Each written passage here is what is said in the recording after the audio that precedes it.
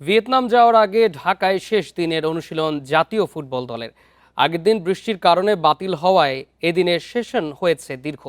কঠিন প্রতিপক্ষ ভিয়েতনাম সিঙ্গাপুরের বিপক্ষে জয়ের ব্যাপারে আত্মবিশ্বাসী কোচ হাভিয়ের কাবরেরা। আর অধিনায়ক জামাল চান আক্রমণাত্মক ফুটবল উপহার দিতে।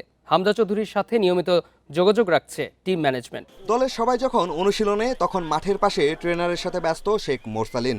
ভারত ম্যাচ জয়ের নায়ক লিগের ইনজুরি নিয়ে ক্যাম্পে যোগ দিয়েছেন, ফিট হওয়ার সর্বোচ্চ চেষ্টা করছেন। ভিয়েতনাম যাওয়ার আগে কোচ হাভিয়ের কাবরেরা এই ফরোয়ার্ডকে নিয়ে আসার কথা শুনিয়েছেন। মোরসালিনকে নিয়ে চিন্তার কিছু নেই, আশা করি ৩-৪ দিনের মধ্যে মাঠে ফিরতে পারবে।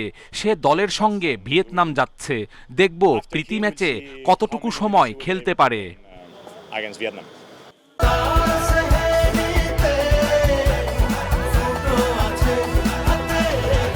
বৃষ্টির কারণে মাঠে এসেও বুধবার অনুশীলন করতে পারেননি সমিত জায়ানরা। ঢাকা ছাড়ার আগে শেষ সেশনে তাই বাড়তি গুরুত্ব।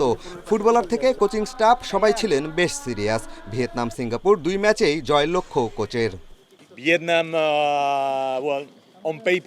ঢাকায় এটাই আমাদের শেষ অনুশীলন। গেল কয়েকদিন ধরে মাঠ ও মাঠের বাইরে ফুটবলারদের নিয়ে কাজ হয়েছে। সিঙ্গাপুরের থেকে ভিয়েতনাম কিছুটা শক্তিশালী, ২ ম্যাচেই চ্যালেঞ্জ থাকবে, জয়ের জন্যই খেলবো। হামজার সাথে আমাদের যে ন্যাশনাল টিম ম্যানেজমেন্ট আছে, ওনারা কিন্তু ওর সাথে কন্টিনিউ যোগাযোগ রাখতেছেন উইথ আওয়ার প্রেসিডেন্ট।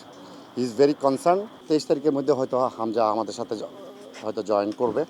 এশিয়ান কাপের বাছাই থেকে আগেই ছিটকে গেছে বাংলাদেশ। এবছর সাব চ্যাম্পিয়নশিপের লক্ষ্য জামালদের। ভিয়েতনাম সিঙ্গাপুর ম্যাচ প্রস্তুতির বড় মঞ্চ, কৌশলগতভাবে আরও উন্নতি চান লাল সবুজ অধিনায়ক। নেক্সট ম্যাচের জন্য কিছু চেঞ্জ হবে।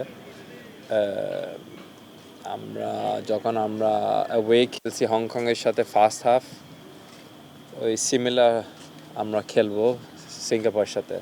ঢাকার প্রস্তুতি পর্ব শেষে ফিফা প্রীতি ম্যাচ খেলতে শুক্রবার ভিয়েতনাম যাবে বাংলাদেশ দল। পিয়াস সাহা, ইন্ডিপেন্ডেন্ট নিউজ, ঢাকা।